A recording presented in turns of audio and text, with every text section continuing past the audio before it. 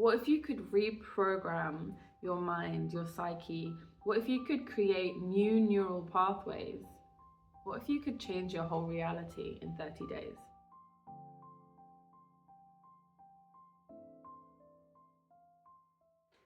Hello beautiful souls, and welcome back to the Art of Light Love. My name is Joanna, and you are joining me on day 1 of 30 days of joy.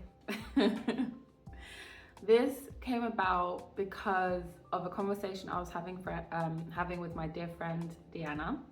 I'm currently in Berlin and she lives here. She happens to be so close to the house where I'm staying.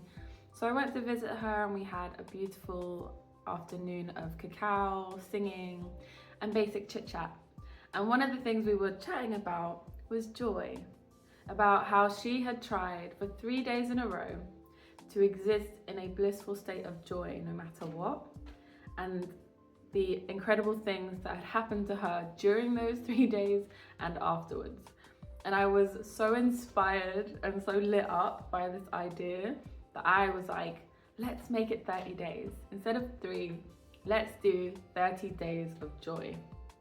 And it's all culminating and coming together in beautiful synchronicity because I am actually transitioning from using my birth name Joanna into using my chosen name Joy, or my artist name Joyanna. And I keep getting this message from my guides that joy is the key.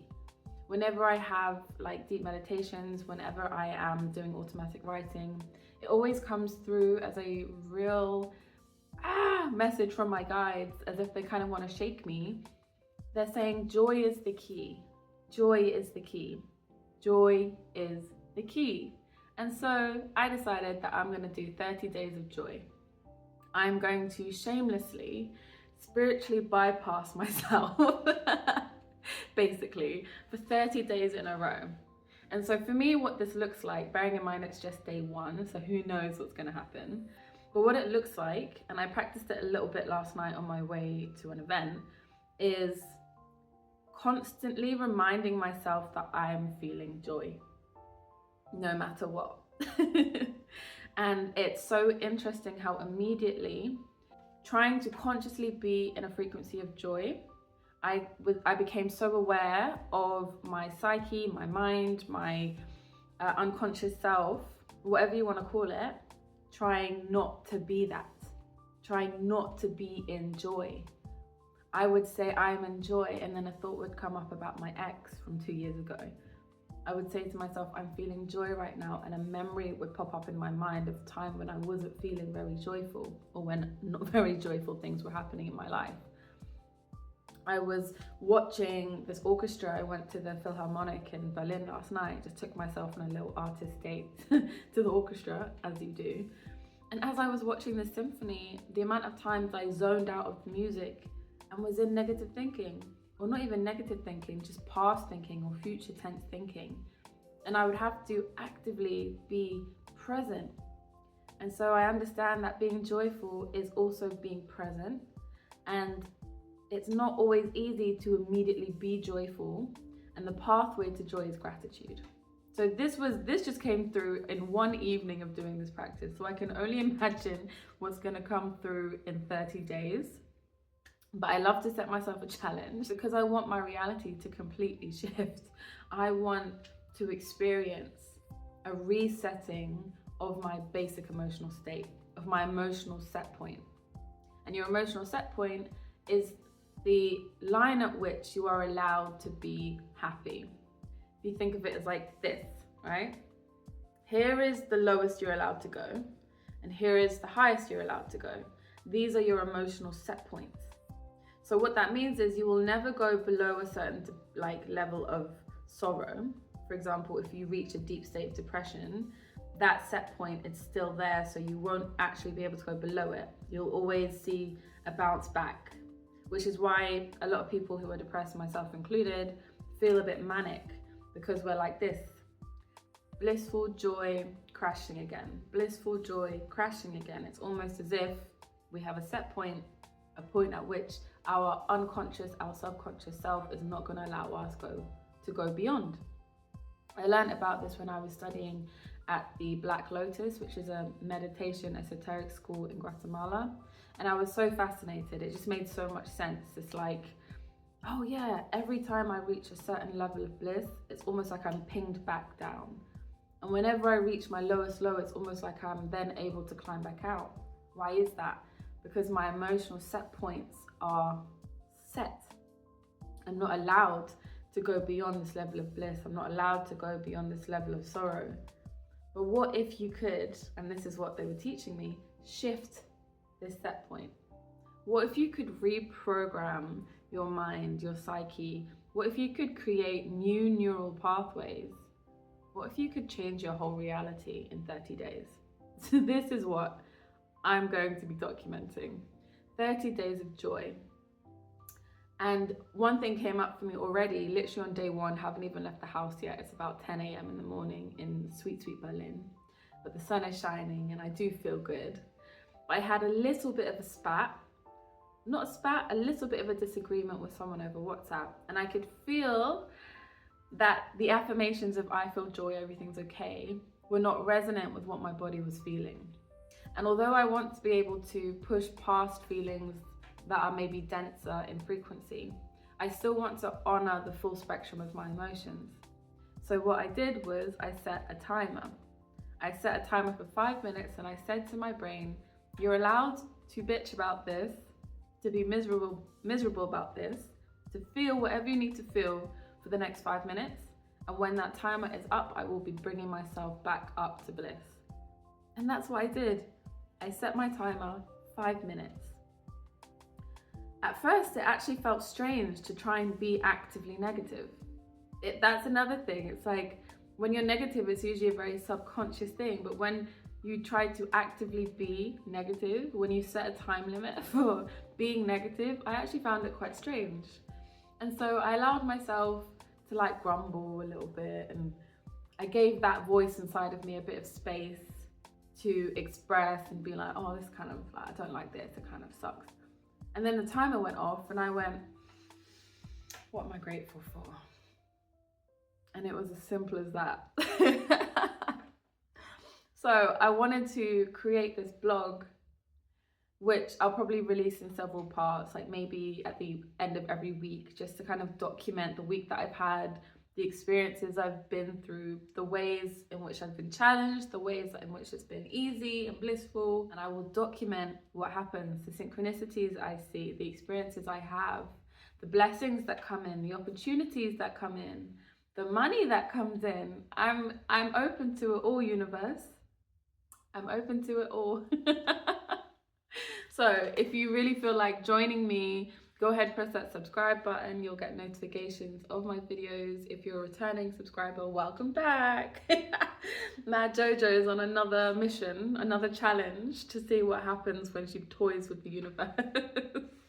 I think it's going to be great. I'm actually starting off day one with, I was giggling to myself because I'm in Berlin. And the one thing that I wanted to do and haven't yet done is go visit a monument or an exhibition called the Topography of Terror. So on day one, and you know I like a challenge, remember? But on day one of my 30 days of joy, I'm visiting a very not so joyful memorial of the Topography of Terror, as in what the horrors that the Nazis put the Jewish people and the people of Berlin through back in the day. So yeah, it's gonna be interesting to see if I can try and remain joyful while still honoring the memorial around me, not just walking around going, oh, I'm joyful though, I'm joyful. So I'll take you along with me. We'll make it a full little travel vlog, and I'm just joyful that the sun is shining on my face right now. I'm in a beautiful apartment in like one of the best neighborhoods in Berlin for free because I'm house sitting. Trusted house sitters, if you feel like sponsoring me, let me know. Sitting with a beautiful little cat over there who's disappeared. But anyway, to the Topography of Terror.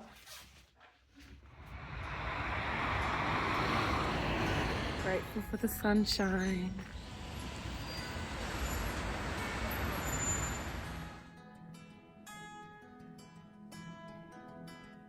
Miss my bus? That's okay, there'll be another one.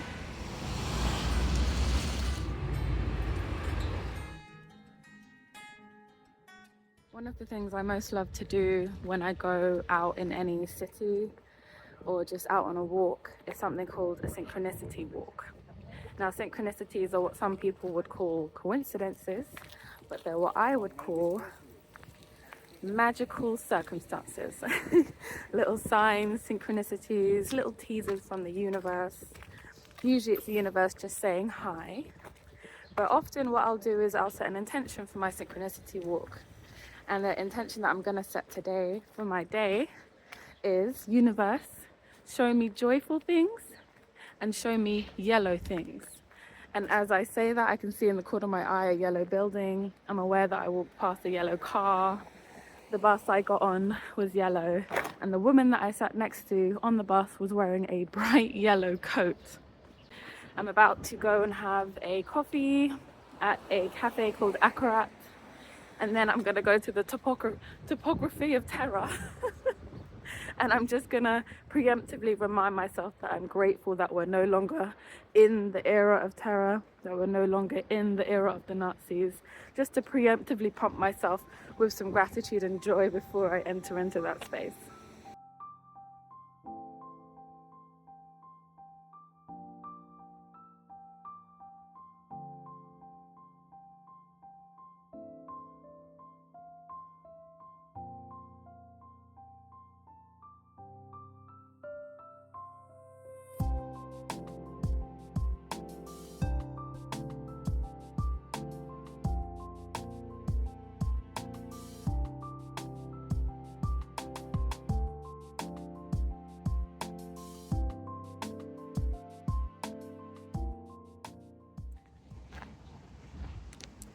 Honestly, that was a terrible idea. It's probably almost as bad as when I went to Anne Frank's house on my birthday. I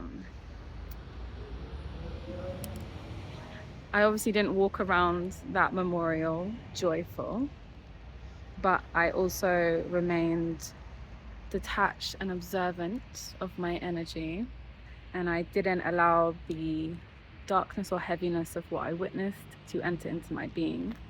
And I'm very glad I went, because it was super informative. Honestly, if you come to Berlin, make sure you come to this memorial. It's dark, but it's not as depressing as I thought it would be. And one of the things I really like about Germany is they don't hide from their past. They don't try and rose-colored glasses their history. And yeah, I'm gonna go get a massage now and try to reclaim my joy. The massage place wanted cash. I don't have cash, couldn't be asked to go get cash. So instead I saw there's a Vapiano's nearby, and I'm gonna go get myself a bowl of pasta. Food brings me joy. Pasta brings me joy. I'm going to Vapiano's.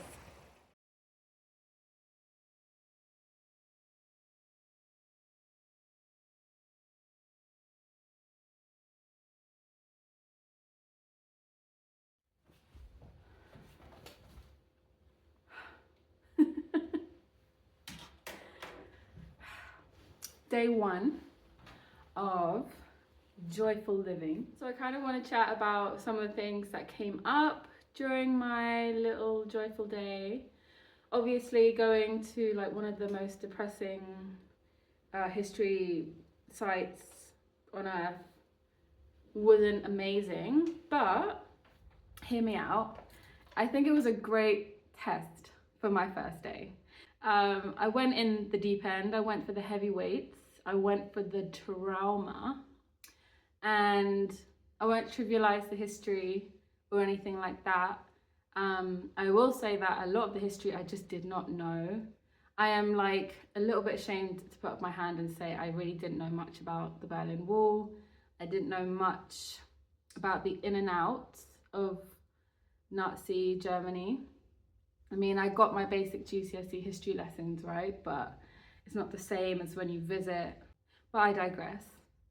My day of joy was generally pretty good. I followed my signs and synchronicities, the sun was shining, and it was little things like when I went to the shop on the way home and it cost me €8 for like some toothpaste, usually I would be like in this lack mentality. I would begrudge the fact that I had to hand over money for basics. And this time it was like a shift. It was like, I'm so grateful that I have €8 to spend on toothpaste and whatever that I bought it on, you know, chocolate, toothbrush, toothpaste. Like, I was like, I'm so grateful for that money, that it bought me the things that I want and need, that continuously money gets me the things that I want and need. Like, that is abundance. Tomorrow I'm actually headed to Bonn in Germany, which used to be the old capital. I know that now, history. To stay with my dear friends Arena and Gustavo. And then I will be going, I'll just stay with them one night. So I'll do a little vlog of my travel tomorrow. I'm interested to see how I retain my joy when dealing with the stresses of travel in a foreign country, especially with trains, 10-minute layovers, all of this. I'm like, okay, day 2 of joy. Gotta hold my center. Spending the evening with dear friends and then going to my next house sit, which will be in Lochmar. So I'm excited to go out there into the countryside, the wilderness, away from the city. It's been lovely. I'm grateful for my time here, but it is a city and my heart is always in the countryside. So that's where I'm going next, to my next kitty cat to be looked after. And I may even take you along if I decide to go to Cologne Carnival, which just so happens to be happening the same week that I'm in Lochmar, and it's very, very near. So who knows, maybe you'll get to come and visit Cologne with me. Either way, I hope you enjoyed what you viewed today. Please go ahead and like, subscribe, comment, interact with this video any which way that you decide and feel and resonates. It really helps with the algorithm. So I'll see you next time on 30 Days of Joy. Mwah.